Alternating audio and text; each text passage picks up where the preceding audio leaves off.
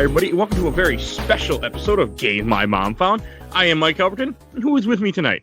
It's another Mike, actually. People will know me better as Bulby. That's my online tag. And I do a lot of music and a lot of games. Yeah, that's actually how... The funny thing is, I actually wasn't the one that had originally found you. One of my other co-hosts that founded the show with me, who left after 15 episodes, he was the one that had recommended you. He's like, hey, this song is really good. Cool Kid Squad. I'm like, okay. And then he played it for us. I'm like, I like this. Let's get permission. That's awesome, man. That's awesome, man. That's so cool. That's how it happened. Almost over a year and a half ago. Year and a half ago, wow. Yeah, I mean, hey, man. I did have a quick listen to one of the episodes, and I heard my song, and I was like, oh, it's that song. Because I knew you used one of the songs, but until I actually listened to it, I couldn't remember which one it was. But you made a good choice. Well, he made a good choice. He made a good choice. choice. Made a great choice. I like it. He actually was the one that made the whole intro, like the part where you hear the cartridge being put into Super. I think it's a Super Famicom he had, right? And then you put your song in there. And then another friend of mine who also does podcasting cut it down for me from a 45-second song to a 14-second intro with a fade. Nice, that's awesome. That's great. So you guys have probably guessed we're talking with the guy who designed the music that we've been playing for over 100 some episodes at this point that you might have heard, that I have heard over 100 times. But so I'm very glad you're able to join us today. We've been trying to do this for a little bit, so I'm glad we're able to finally make it happen. Yeah. It's good to finally get it going, man. It's good to be on. Oh yeah, no, I have listened to some of your other music, but it's just this song I've heard so many times. Is this? I did want to ask: is this song based on any game or anything? No. So that song came from kind of like a small EP that I did. I don't really write that much original music anymore, unless it's for like a commission. But that was something that I just wrote because I wanted to write some music. I think. Oh, actually, yeah, there was something based. I only just remembered this, so thank you for bringing this up. The whole EP was supposed to be based on, like, the ideas were supposed to be based on, like, the Pokemon starters, but, like, so loosely that you wouldn't know. So, Cool Kid Squad, I think, is a reference to the Squirtle Squad. Okay. And that's, like, how the idea and, like, the vibe of the song kind of came to be. It's been really long since I did that music, so I don't actually remember any other tracks aside from the previous two on the EP, which are both based on Bulbasaur and Charmander. Oh. But that was the idea. I wanted to give myself like a very loose idea, so that it wasn't obvious that it was based on something, but it was an idea that I could run with, if that makes sense. It does make sense. Yeah. I know it looks like a lot of your music that you've posted more recently is always based on like different games, like 8-bit versions of them. Yeah, that's mainly what I do now. I do the retro remixes in a NES or SNES style. I have done a few N64 ones. Well, I did one, and then I never did another one again. And I did a few Sega Genesis ones. Yeah, it's only because like it worked for it was a ukulele one, and it was like, okay, well, if I do this in the Banjo-Kazooie style, that's going to work really well. But I've never really had any other inspiration to do something like that. Yeah, and I did a few Sega Genesis ones, and that was it. 64 is a different era too. Like it depends. I mean, what system did you grow up with? So I was born in '92, okay.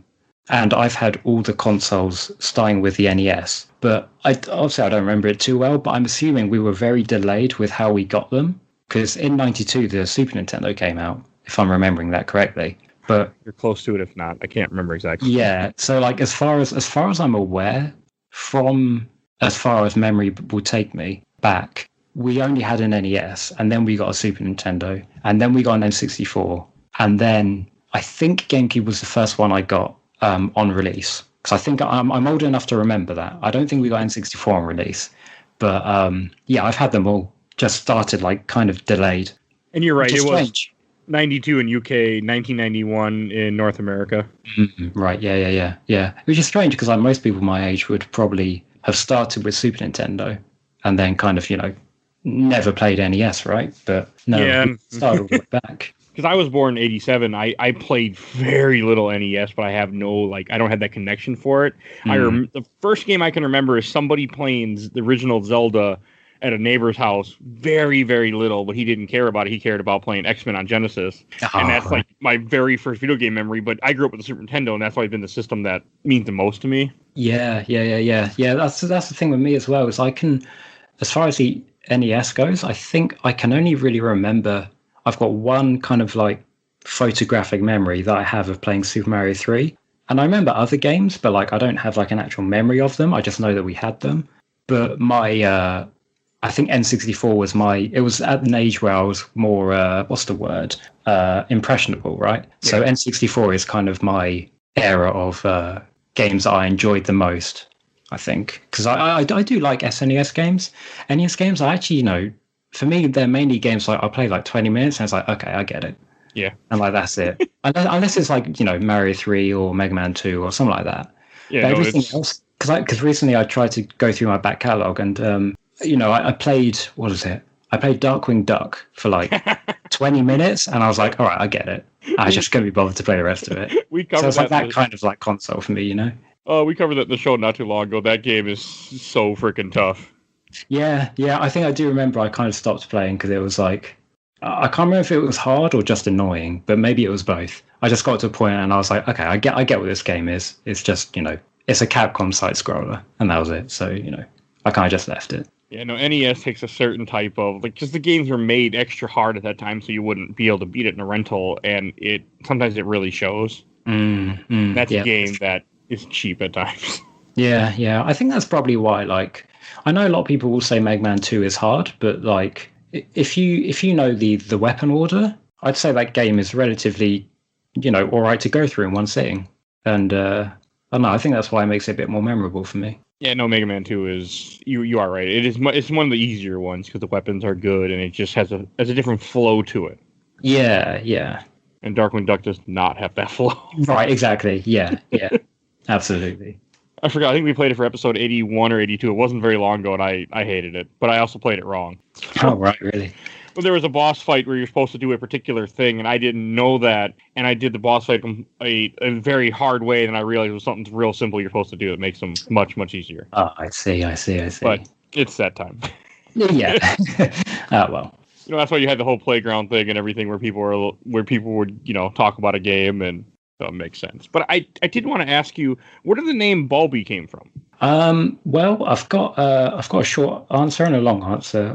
The short answer is that it's based on Bulbasaur, which is, okay. That's quite simple. Christ. Okay. The long answer is that, so when I was in college, there was this kind of joke where my friends drew my face in Microsoft Paint, right?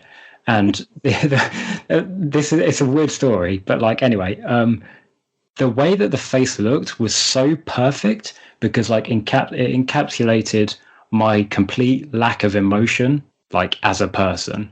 And so it was funny. It was so funny that they printed it out and they stuck it on a whiteboard. And then one of the more artistic friends of mine started drawing, like, this was college, so there were some obscene things drawn with that. But then after that, he started doing like my face on like video game characters, and like, he'd do me on like Mario's body driving the Mario Kart, and he called it Mike Kart, and I was like, okay, that's cool. And he did like the Legend of Mike, and it was like, okay, that's kind of funny. And then he started doing all the Pokemon. So the first one was Bulba Mike, and then of course I think it was Ivy Mike and Venom Mike, probably something like that. Anyway, the point is, when I needed a YouTube channel, I did have a username before, but it was nothing to do with like, I guess like it was a username of a character in a game, right? So it wasn't like my username. So I needed a username for me, and that just came to mind. I just saw those pictures and I was like, okay, Bulb Mike will do. So that was it for about like 4 years, I'd say. My tag was Bulba Mike. And then at some point, and this is where it gets, like, as if it wasn't weird already, this is where it gets a little bit more weird. For the people that don't know, is for as long as I've been doing YouTube, I've also been doing competitive gaming. So I've mainly been playing like fighting games, like Street Fighter and Mortal Kombat and all that. And for 4 years, I was playing Marvel vs. Capcom 3. And during that time, there was the Dolan meme, if you remember that, with Donald Duck being called Dolan, and then Bugs Bunny was called Boggs. And it was like, like a really bad like comic meme where like they're all drawn really crudely. And so somehow my Dolan name became Bulby. And at some point I was like, I actually like that more than my current name. So I kind of just adopted it, and that's where it came from. Okay, I've never seen, I just Googled the meme right now. I don't remember seeing this one, but okay. Yeah, it's well, I was about to say it's a very weird time for the internet, but like, when isn't a weird time for the internet, right? So 2010. Well, now it's like what 15 years ago. It feels like at this point. yeah, well, it was 10 years ago. Yeah. It does. 10 years ago was a very different time for the internet. Yeah. So that's where the tag came from. I do like it. I do still like it, though. I would, if given the opportunity without it being too much hassle, I probably would change it. But I do like it. It's hard. It's hard to change names, though. Yeah, exactly. Yeah, because that's the thing. Like, even if like, well, first of all, you've got, because someone I know in like the gaming community recently changed their tag, and it's not even just like, if you're just like a like a competitive player, like a lot of people in my community are, they just have to change their tag, and then people just have to get used to it, and that's really all there is to it. But for someone like me, I always have to change my branding, and I have to change like all like the usernames on the websites that I have. So it's like, it's just too much effort, man. I'd rather just I'll hold the L and I'll just be called Bulby from now on. Yeah, no, I looked into trying to make some changes because, like, for the name of the podcast, when I first made it, I accidentally made it Games My Mom Found with no spaces, and I was going to change it, and I cannot change it. I'm like, well, I guess that's just what we are now. Yeah. You've just got like, it's almost like charming in a way, right? Because you kind of look at it and it's like, yeah, that's who I am, or it's who I was. Yeah. It's interesting. I mean, this was more of a case of signing up for it at 10, 11 o'clock at night after a long day. Like, oh man, I better get the episode up. We just finished editing, and then not really realizing what I was doing. Well, the beginning of a podcast is very interesting. Yeah. Another thing I didn't want to ask you is so I actually didn't know that you were into more professional gaming or more competitive gaming. Are you kind of professional? You were saying? Well, just competitive. I mean, that's the interesting thing, right? It's like professional is like thrown around a lot in that kind of community. It's easy to forget that professional means that it's your profession, right? Yeah, so you get paid for it. So like, in that sense, no, I'm not professional. Okay. But a lot of people would say that if you're like the best in your country, or maybe region as well, but I'd say country or continent, then you are a pro. Yeah, maybe you're not like technically professional, but you are a pro. And like with the Olympics, for a long time, they weren't professional per se because they weren't being paid for it because they couldn't be. Okay. I want to say it was something like that at one time, or like anyone that was a professional athlete, like let's say here, someone in the NBA originally could not be in the Olympics at one time. Oh right, okay, interesting. In that sense, I would say, I guess that's why the term is kind of casually thrown about, right? Because the distinction is kind of a bit blurry, right?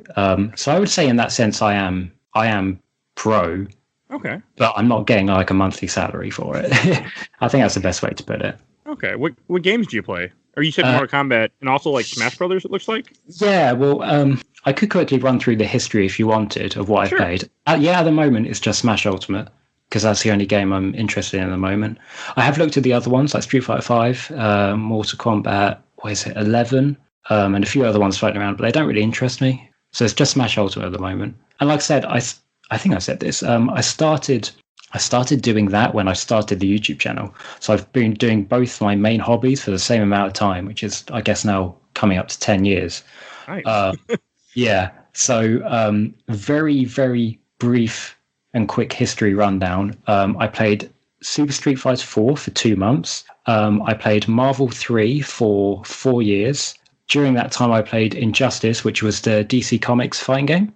And then after that, I played Smash Wii U, which was for 4 years. Oh, God, that game. Yeah, that's we can talk about it if you want, but yeah. During that time, I also played Dragon Ball FighterZ, which is still going on today, but I kind of lost interest in it, unfortunately. I only played that for about 2 months. And then when Smash Ultimate came out, that replaced Smash Wii U. So that's where I'm at the moment.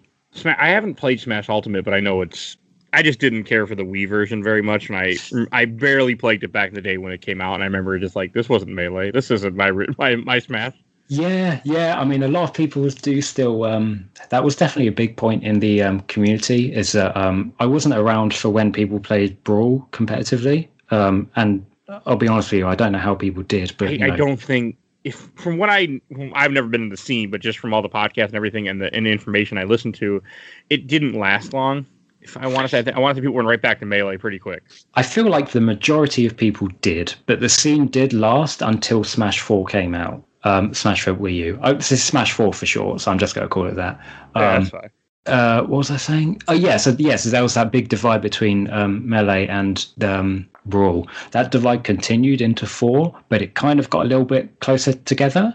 And now Smash Ultimate, I think they're not like completely together, but they're definitely a lot more than it was before. There's a lot of crossover, which is good. Smash is already quite, what's the word? Quite niche in the fighting game competitive community. See that. So like to have that, so to have that divide as well inside of Smash, it's I don't know, I don't think it's that great. Yeah. Well, I can see that. Yeah. I haven't played Smash and I never actually played Ultimate yet. I've seen it and it looks amazing, but I don't play a lot of Nintendo games anymore, or at least nothing current. Yeah. I don't like spending $60 on a game. I like spending 20 or less, and I buy a lot of older cheap games, and Nintendo's this is 5 years old. You're paying 60 still. I'm like, no, I'm not. No, I never do that. I never do that. I will. I'll wait, or I'll play it via other means. Same here. Since I started the show, I'm like, I don't got time to play this game. I'll get to it in 10 years from now when it's retro. Exactly. Yeah. I mean, if you got something to keep your mind occupied till then why not? Why not? God, I'm playing Luigi's Mansion in a week or two for finally getting back to that game. The GameCube one. Yeah, I played it as a kid when it came out. I got it on release day of my GameCube, but I never got anywhere. Like I never finished it for some reason. I just fell off of it. Okay. So yeah, I'm finally going to tackle it for the show for an upcoming episode. That's a fun game. It's a nice little romp. Is what I'll say. I'm excited. I needed something a little. Because we have a Spooktober event coming up where we play 7 weeks of spooky games, and that's one of the early ones before I get into complete horror. Yeah, of course. Yeah. Start out nice and casual. Oh, I do want to ask, like, what is something you consider your favorite game? Well, what I do these days is, I don't know if anyone else does this. It's just something fun that I like to do. Is whenever I have like a list that I keep of like my top 20 games, just for like a personal kind of thing to look at and reflect at sometimes. And so anytime I play a new game, that gets like updated. As far as my actual favorite game, it's a bit of a boring answer, but it's Undertale. That's okay. Yeah, that's it. It's just really good. Never played Undertale yet, and I love RPGs, and I just have not got around to that game yet. Yeah, it's just very like, if you were to ask me like objectively, is it like the best game ever made? Probably not. There are a few things, bad about it, but the things that are good about it are like really, really good. And also like, at least for when it came out, pushed the boundaries of what games can be. I don't know about that these days because I don't really keep up with indie games that much, but that one was is very, very special to me. Yeah. Okay. And it's got a great soundtrack as well, which always helps. It's been on my list forever to finally get around to playing it one of these days. I keep telling myself I know most of the game already because of people talking about it, but I've just never got around to it. Yeah. It's difficult in this day and age to not have that game spoiled for you already. But yeah, it's still a great game. It's not the reason why I haven't played it. I don't know why I've never gotten around to it. I know for a while I didn't play PC games at all, and I know it was only PC, I think, for a long time. Yeah, it was. Yeah. And that kind of turned me off, but I play PC now all the time. I just haven't got around to it. Yeah, that's fair. Yeah, no, it's a great game. I would recommend it highly to anyone that hasn't played it. Speaking of amazing soundtracks, are you a fan of the Chrono Trigger soundtrack? Okay, so I haven't played Chrono Trigger. Oh. I have heard the good music from the game, and I like it a lot. I don't know the whole soundtrack. I know the big ones. So I would say from what I've heard, yes. But it's not really a soundtrack I would think about a lot because obviously I haven't played it. I don't have that connection to it, it makes sense. I personally, that is my favorite game of all time. And one thing that always amuses me, if you listen to Robo's theme and then listen to the Rick Astley song, Never Gonna Give You Up. Yep. Yeah. I mean, I like Rick Astley's song, so I know I like that one as well. And it wasn't until like I want to say less than 5 years ago, someone had said something. I'm like, and I went and listened to both of them at the same time. I'm like, wait a second. It's funny, isn't it? Do you know if there's ever been like an interview or something where someone has said that was the actual inspiration? not that I'm aware of, but it's obviously there. Yeah, I was going to say, you can hear it. Yeah, I'll say it's always fun to see those things when it's either just intentional or just happenstance. I think a lot of it kind of was like in the Wild West. I know, like Wild West in a sense, where like in Earthbound, they took Beatles songs and other songs and just changed them a little bit, put them through the 16-bit like filter type thing, made them what the Super Nintendo could handle, and then did it their own way. And then people didn't even notice it for years because the people that would have sued didn't realize that's what they were looking at. I actually didn't know that. Do you know like examples off the top of your head? 'Cause I know that soundtrack. I'm gonna Google, but I do know there was a Beatles song that was taken. It wasn't like one of the famous ones or anything. I don't think it was. And then it was converted to Earthbound. Interesting. I didn't actually know that because never mind. Let's see here. Trying to see what it was. I mean, not exactly, but there are YouTube videos that talk about the familiarities. Is it? But I had heard about it before. Oh, is it like a game theory type thing? I think so. It sounds quite like this song, so they must have copied it. I want to say it was actually something that they almost got sued for, or something of that nature. I've heard the story once, and then I barely remember it. Oh, okay. I'll have to do my own research on that. But something that's interesting in Smash is that when Nintendo sponsors a Smash tournament, they don't allow you to play Earthbound songs. And I'm wondering if there's any connection there, or if it's just the composer himself doesn't, want his music played like that. But that's interesting to think about, actually. No, I'm pretty sure it's real, because I'm actually watching a video as we're speaking where the guy plays a little bit of Earthbound song and a little bit of a Beatles song. They sound familiar. I'll have to look at that, actually. That's really interesting. That's really interesting. I unfortunately don't know a lot because I just remember hearing it randomly once, but I know it did happen with games back then. Yeah, I mean, especially the the older NES, Super Nintendo games as well. They were inspired a lot by kind of mainstream music at the time. So it wouldn't be too surprising if some songs ended up just sounding like an actual song, like the Robo theme. Yeah, well, that one feels very inspired. You're very on the nose, isn't it? Yeah. I mean, because again, I want to say to Japan, it's considered a form of flattery. It's not considered where in America or other countries they might see it as more of copyright infringement, you trying to steal, where it's just, we really like this, so we want to showcase it in our thing too. That's interesting. Yeah. I think that's the mentality. Yeah, I'm not sure. Well, I say these days, obviously it happened a very long time ago, but there was always like sampling in like hip hop music. So I wonder where the distinction is between like doing what you say, where they like, they want it in their game because they want to show off, and then just literally taking the music and putting a beat over it, and that's okay. That's interesting. Like when it comes to Vanilla's Ice song, Ice. Oh yeah, ripped off David Bowie. Yeah. It happens a lot. It still happens today, of course. I think people are more creative with it instead of taking the exact same beat. Where you hear, like, anytime you hear David Bowie's song or you hear Vanilla Ice song, the beginning's the exact same. Like, you won't know what you're listening to at first. Yeah, exactly. Yeah, that is true. I always love that story. It's just like, come on, guys. Like, you really think you're going to get away with this? Yeah, they literally just took it. That's funny how that works. It's funny when you hear the actual sampled song first as well. Because when you hear the original, it's like, hold on a minute. This guy ripped this guy off 20 years ago. What's going on? Yeah. I mean, with Super Nintendo, I can understand because it was, kind of a niche thing where people aren't going to be, like, especially Earthbound, a very niche type game that a lot of people might not notice. Yeah, that is true. That is true. I suppose, obviously, as well, video games in general were less in the mainstream anyway. So not even just the game itself, but the whole kind of genre is just going under the radar. Yeah. I mean, it was for a long time. Now, you wouldn't be able to get away with it because it's such a more open world.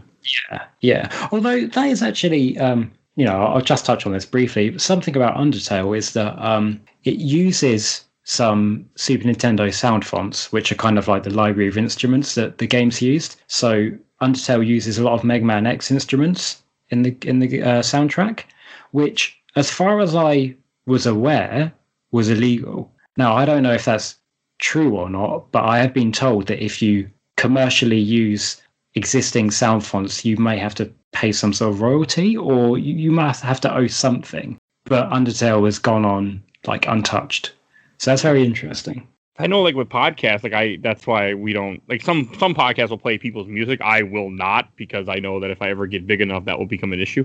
Yeah, right, exactly. Yeah. So yeah, I mean that's why I've stayed away from playing any type of any song or anything other than your song in our show because I'm like, yeah, I'm not messing around with copyright infringement down the line. Yeah. I mean, you can sleep soundly at night knowing you can use my song for as long as you go. That's totally no problem. Oh God, I've said the outro, which you'll hear later, well over 100 times at this point. That's great. Oh, and I was looking at more of that Earthbound thing. Apparently, there's a bunch of different parts where they use the beginning of songs. Like, I guess, I don't know what the Megs P theme is, but it sounds like the beginning of I Am the Walrus, is what people were saying. Okay. There's a bunch of different stuff that they used. Interesting. I've never caught on to it. I do know the theory where, with the Sonic 3 and Sonic 3 and Knuckles, that it has some of the songs that were done by Michael Jackson that are in there still. Yeah, I think that was... I think that's actually true, right? That's been proven. They interviewed people, and because he was working on it before it came out that he was, psychopath, and then they tried to distance himself, but the music was they just finished the music anyway, and some of it made it in there still. Yeah, I mean the music is still great today. I think some of those songs are in Sonic Mania. I mean, I'm guessing because they sound different to. Marble Zone or whatever it's called from Sonic 1. They just sound different. So I feel like they must have been composed by someone else. I've never got around to Sonic Mania yet. It's on my list to play. Like I'm not a big Sonic fan, and I like my save states when I play Sonic, but yeah, I someday I got to play Mania because Mania just looks amazing. Mania's I have played it. It's like like you. I'm not a huge Sonic. I like Sonic, but I don't really like the games, especially the 2D old ones. But Sonic Mania, it's one of those games where if you're like me and you don't really like them, you just play through it and like whatever happens, and then by the end of it, you're like, that was fun. But then like you probably never touch it again, even though it's like really, really good. I mean, I played some for the show, but other than that, I usually stay away from them. Yeah. But then doing the show, I've been introduced to games I never would have played in my life if it wasn't for this show. Interesting. Fun of doing a podcast. You get forced to do things you might not want to do. Oh, hey, man, there you go. Yeah, broaden your horizons. That's how it is. It really has. I played. Well, you ever played the Legacy of Kain series? No, I have heard of it, but I've never gone near it. You're not.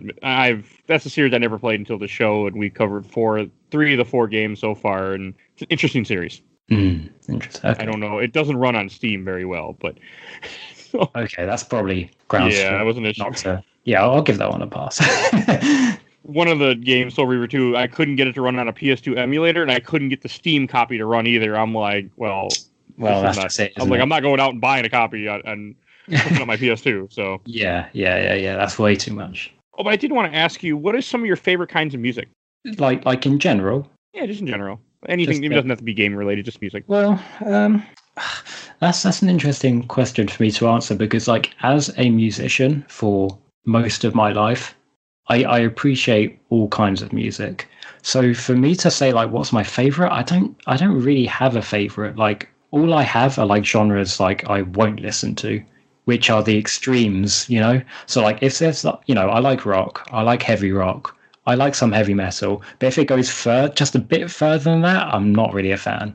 Same goes with like dance music, and then same goes with like hip hop. Yeah, the very extremes I don't really like, but everything else is fair game. I like all kinds of music. Though if we're talking about like music you actually listen to, it's just video game music. Like that's all it is really. Like which in itself covers all genres. So like, Yeah. I don't really have a favorite. I just like music. That's all it is. Okay, I mean, it makes sense if you being a musician and everything. Right now all I listen to is Taylor Swift for some reason. A lot of Taylor Swift. I don't know why, because I'm like, I grew up listening to Beatles, Eagles. I was very into that type of music. And now I listen to a bunch of Halsey and Taylor Swift, and I'm just like, okay. That's my music taste is now. This is the path I've gone down. Yeah. I can still listen to a Beatles song and like certain ones, like A Day in the Life, sing it word for word, be completely on tune, then go to some Shake It Off by Taylor Swift. Like, okay. But I still love my Beatles. Yeah. I suppose that is also like what I was saying before. Obviously, I like video game music, so that means I like all genres. But I do actually listen to other music, like I guess more mainstream music, when I'm driving.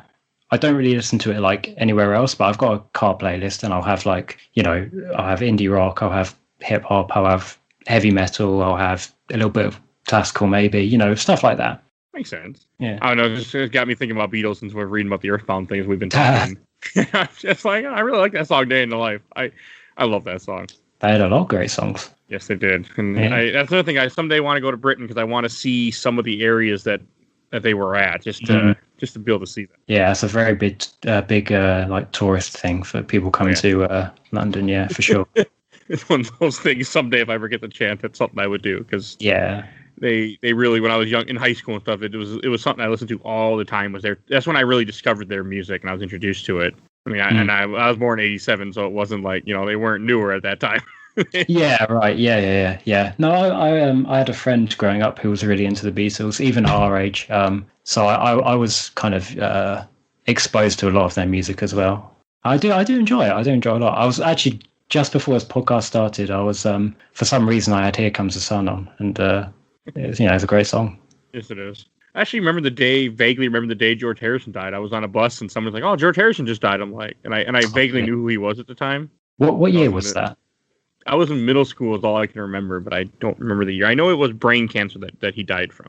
Right. That's probably way too young for me then. Yeah. 2001. Well, 5 years difference, so maybe not. 2001 is when he died. So I was 9. Yeah, I wouldn't remember that. It was a while ago. Yeah. We only have the 2 living Beatles now, Paul McCartney and Ringo Starr. Yeah.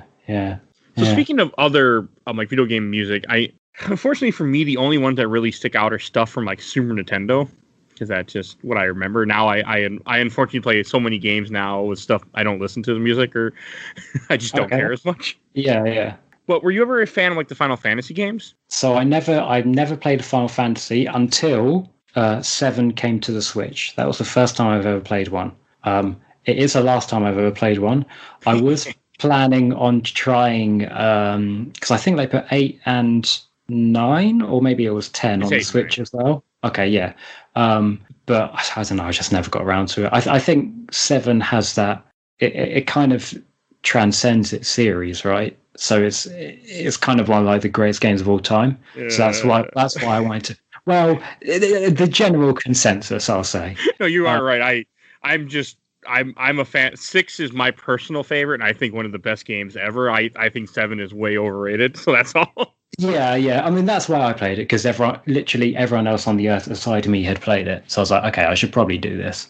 But when it comes to like, yeah, I mean, like when it comes to like the other games, it's like, I don't know, the Final Fantasy aesthetic is like, it's not super for me, and I could deal with it with 7 because the characters are all like really blocky. And I know, like, obviously all the ones before they're all sprite based, so maybe I could give it a try. Is 6 the one with is it Kefka? Yes, and okay. 6 music is just phenomenal. I mean, it's some of my favorite video game music. Is Final Fantasy 6, Chrono Trigger, and then Chrono Cross for PS1 are the games that to me really stick out as some of my favorite music ever. Although I don't remember any of the music by name, I've listened to a lot of 6 because I was going to use the sound font for some remixes. I think I ended up using Final Fantasy 4 though, because it was a lot simpler and it sounded a lot cleaner. I don't know how that game is received. It's not as good. It's a good game, I think, but it's more grindy than 6 is not very grindy. Right. Okay. I see. So it's something it's one I recommend to everybody who's always play 6. I do like RPGs, so like I could get around to it one day. I very recently I was on like an RPG binge, so I'm trying to have a bit of a break from all of that. But should I ever go back to it, I might give it a try. That and Chrono Trigger blows me away with the music. I mean, besides the one that rips off Rick Astley's song, just that music in general, I adore it so much. It's partly the nostalgic for me, but I still think it's such a great game. It's as well because the Super Nintendo has like such a distinct sound to it, and every game had a distinct sound to it. I think that was kind of what set it apart from Genesis, was that the Genesis sound like Genesis was still waveform based, which means you change. I mean, this is as far as I'm aware. I'm not an expert on it, but you change like the properties of the wave to make new instruments and make it sound like things, whereas Super Nintendo was sample based. So for every game, or at least for every publisher, they would create new samples for their game, which is why Chrono Trigger has like such a a unique sound to it because it's the only game with those kind of instruments. And then when you have that with like its own kind of vibe, it really stands out. Of course, the music has to be good as well, which it is. But yeah, that's why it stands out a lot. It's why you'll hear like a lot of the Capcom games sound the same because they use similar sound fonts. That's interesting.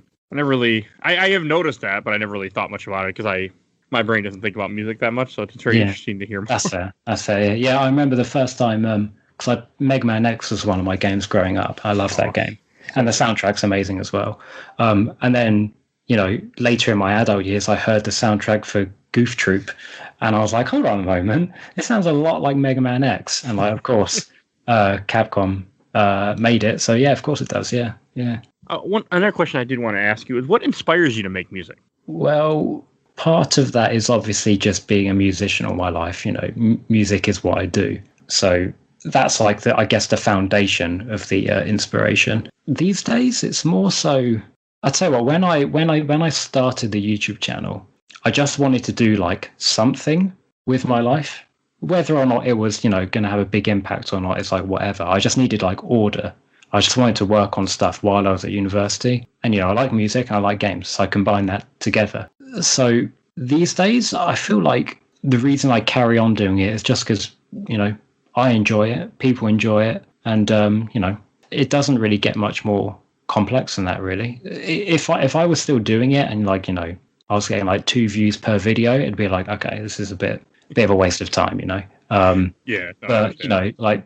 people enjoy it, so I carry on doing it. It seems like these days more and more people are enjoying it. It's still very, very niche, so I don't think it will take me anywhere as far as like a career goes, unless I'm hired for a video game. But at that point, that's completely separate from what I do now, right? So.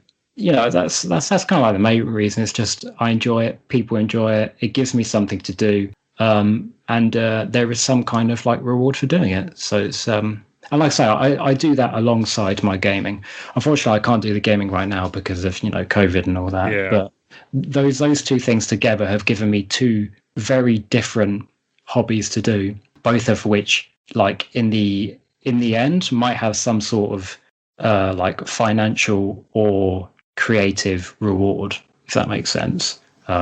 It's just something I like doing. Well, one thing that I always liked, I heard a quote once from Jason Mraz. I don't listen to some of his music, but he had a quote or maybe not a quote, but a story where he said that anytime he would get down, his wife would tell him, go create something. And he always said that joy of putting something into the world would fill him with a joy that he could not, that helped him.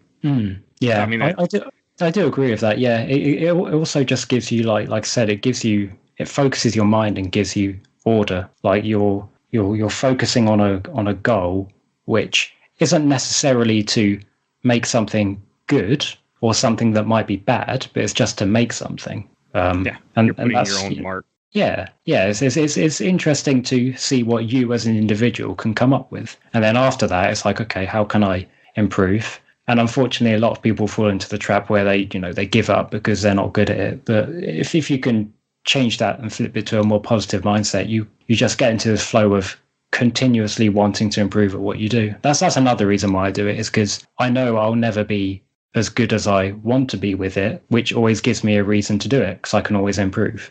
I gotta say, I do enjoy the little like background images that you have too for your videos. Oh yeah, that's definitely like a very clear like improvement on what I've done, right? Because like my very first videos, I would just get a picture and like crudely Photoshop another image over it, and that was it. But now I actually I edit sprites mainly. Sometimes I make them. Usually I get them commissioned, and then I animate them in a video project. That is something that I've kind of been thinking about recently as well, because like I said, I'm always trying to improve and change what I do. And I remember a few years back, I would fully animate the videos like completely. I think I did one from Mega Man X where I literally took the map of the level, downgraded it to 8-bit, which takes a very long time because I have to like edit each and every color.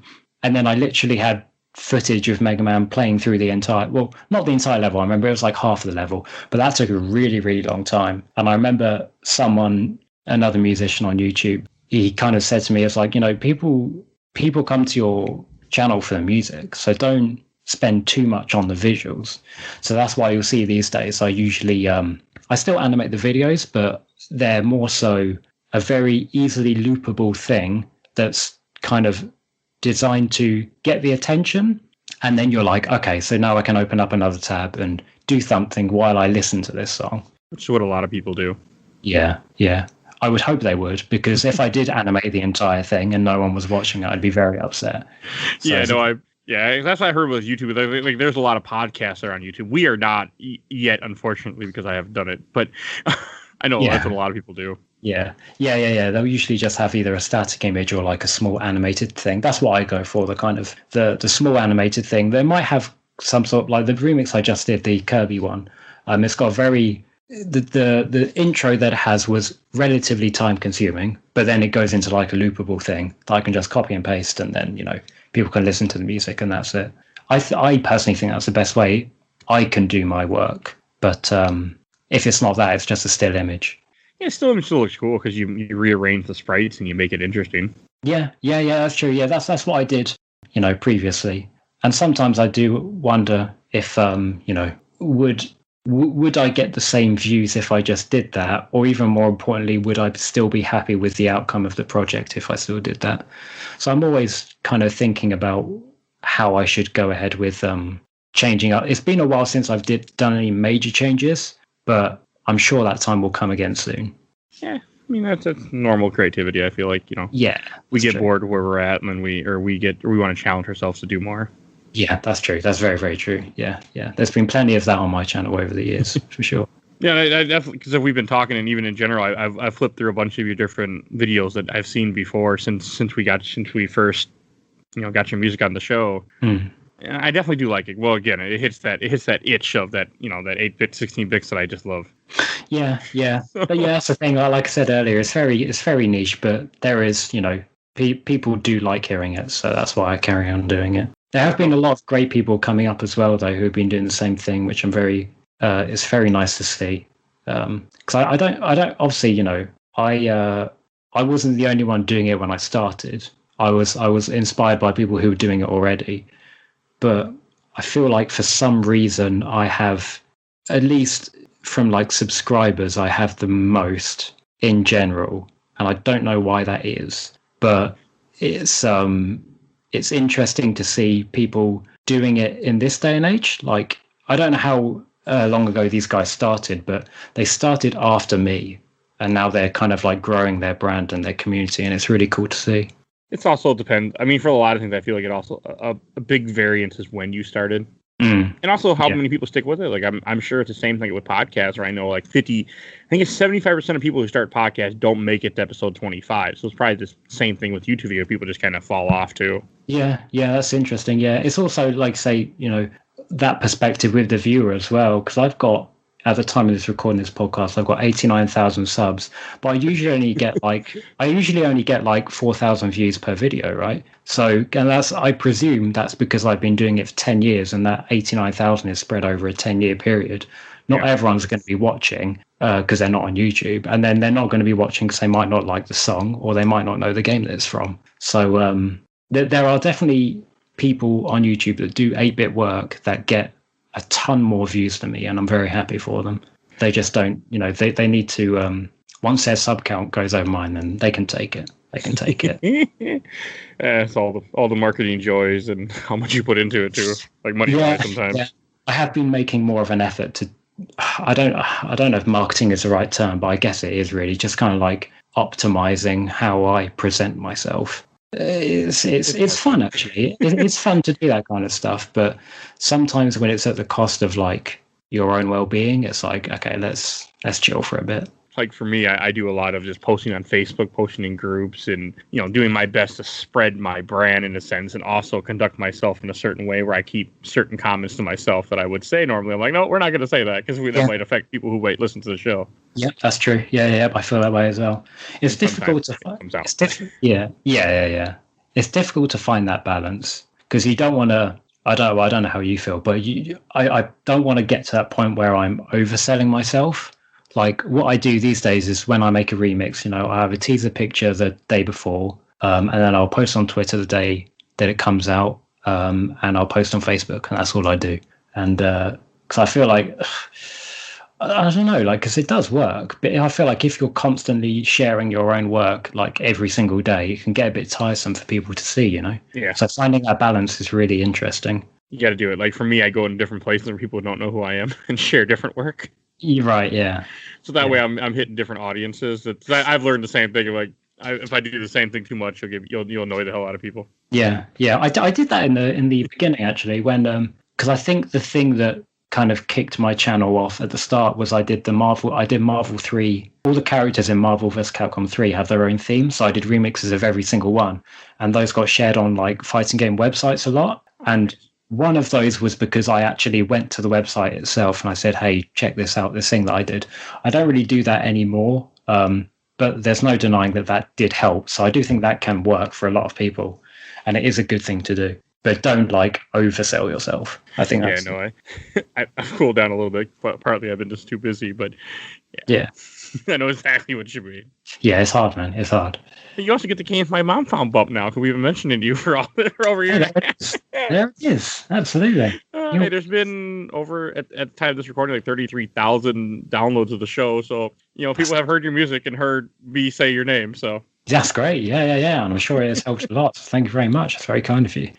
I'm very glad that the guy DJ, one of my original co-hosts, founded the show, had found you and had found your music and had done it for the show. Because when we first started off, we had no idea what we were like. We're like music. I'm like, I don't know what we're gonna do.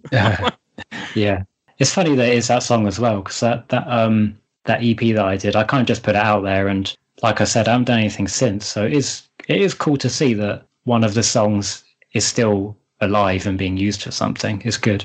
Every twice a week. Yeah, there it is. Brilliant. Yeah, because I have, as the show has continued on, we now publish 2 episodes a week. Because nice. I got that's what this is going to be. This is going to be one of the extra episodes that's being published here soon. Yes. Yeah. So I've gotten a little. I had to do more because I had to. As I the thing I talked about Jason Mraz, just that whole creation has really gotten to me where I love bringing things into the world, and I found out I wanted to do more than just once a week. That's good. Good. When you have that motivation to do something, it's I don't know, it's just something really special. You have to look for the burnout, but that will, once that burnout goes, you get back on that creative grind, and it's great. Yeah, there are times. There's some games we play where I'm just like, oh god, I don't want to play this crap this week, yeah. And then it goes away. Yeah, that's true. Yeah, I mean, even right now, like before this podcast, I was just getting together some sprites for my next remix. Not the one. There's one coming out in 10 minutes actually, but the one for next week, I was just doing some sprite work, and I was kind of at that point where I was like, this will be all right. This will do. So, everyone gets demotivated sometimes. You've just got to know how to deal with it. Yeah. That's just, find ways to reinvigorate what you're doing. Yeah, for sure. Even if it means not doing it. Yeah. Unfortunately, I haven't done that. I haven't gone down that road yet, but I mean, that's great. I would, carry on. I do 2 to 3 recordings every week right now. That's work. I'm getting ready for when we're moving soon, and I know I'm going to be busy, so I'm like, I get done as much as I can, so I can kind of chill for while I move. Yeah, you want to get that back catalog kind of ready. It's getting there. Yeah. So I think it's about, that's all the questions I definitely did want to cover. Any last things you want to say before we wrap this up? Not particularly. No, I'll be carrying on doing the music that I do, for the foreseeable future. I did recently come back to streaming as well. So if anyone is interested in that, the thing is, I'm not going to be streaming anything music related. So that will be more for my competitive gaming side. So if you are interested in that, I'll be streaming on Twitch, and then I'm on Twitter as well. And that's I think if you just search Bulby, it'll come up. Yeah, it does. I just followed you. I didn't know you had Twitter until we were talking. I went and searched it. So yeah. Okay, that's good to know, because I know my handle on there is still Bulby Mike. So I don't know if it's still the same, but I think at some point the Twitter search was based on what not your handle, but your name actually was. So when people would change it to something like Funny, you couldn't actually find their account because it wasn't their actual name. So that's why mine's just like Bulby, and it always will be. Twitter's, I'm not as good with Twitter. Like, I know we're at MomFound, I think, for Twitter, not Gave My Mom Found. Oh, okay. Yeah. I mean, that's good. The website. I don't know why. The website Yeah, I mean, yeah. If it works, then hey, why not? Why not? I'm very unfamiliar with Twitter because most of my social media was all Facebook related. So when I started the show and I went to Twitter and Instagram, I was like, what's this? What's this newfangled technology? Yeah, I'm not. It's all right. Facebook's still my favorite, but okay, that's fair. All right. I think we'll about wrap this up. So first, I want to thank you for taking time out to join us on the show. That's no worries, man. It's been good. It's been good. We can make it work with our huge time differences since you're in England. Yeah, for sure. And I'm in Minnesota, America, so it makes it a little harder. But I'm glad you were able to come on. And I also want to say, give a shout out as I do this every episode. Give a shout out to our awesome intro outro, courtesy of Bulby, a.k.a. Mike Stoney from his EP Bite the Bullet, song The Cool Kid Squad, as you just heard him talk for about almost an hour. And you can also see a link in the show notes to his YouTube channel. And there will be a link in the show notes to his Twitch channel. You just have to send it to me. And I'll put that in the show notes. And also, if you like this episode, we do tons more episodes. We do games every week. We do comics. We do movies. We're covering through the MCU movies every month. We've just released Avengers not too long ago, and Iron Man 3 should come out shortly around time, so definitely check those out. And if you enjoyed the show, you enjoy what we do, tell somebody. Tell your friends. Tell your enemies. I don't care. Let someone know that you enjoy Games My Mom Found and help us grow, because there's so many more things I want to do with this show. And also, please follow us on Facebook, Instagram, Twitter. I'm constantly posting new images of screenshots of upcoming games we're going to be playing and a new episode whenever they go live. So definitely follow us on there to keep updated on the show. And we will see you guys all next week. Bye, everybody.